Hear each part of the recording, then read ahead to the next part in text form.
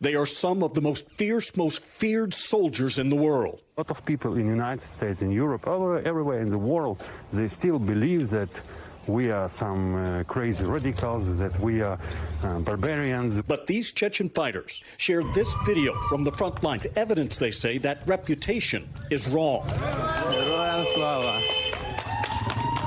Pointing to these clips of Ukrainians cheering as they help to liberate the occupied town of Izum.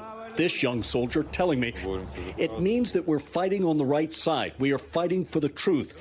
It means for me that people can live a normal life, something they never had in Chechnya.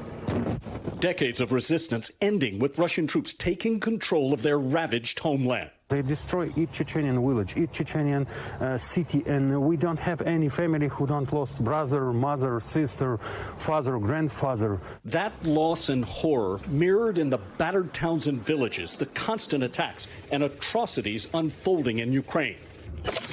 The commander of the unit, now leading troops to war for the third time against Russia, and never more confident that they will win, saying, we are surely going to, because the whole world is behind us and supports us. There is, though, little if any support from the place they were forced to leave. I'm not happy that people with same blood, with same language dying on the other side. Thousands of Chechens have been drafted or volunteered, now fighting alongside Russian troops, highlighted by the leader of the Chechen Republic's threatening comments this weekend in support of Vladimir Putin. Traitor is more dangerous than Russian soldiers, because this traitor, he betrayed our nation, he betrayed our culture, and he just want to killing all of us.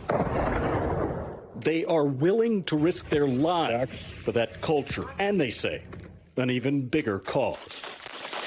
We fight for our freedom. All right, Jay Gray joins Top Story tonight from Kyiv. So, Jay, how many of these Chechen soldiers are there fighting alongside the Ukrainian soldiers?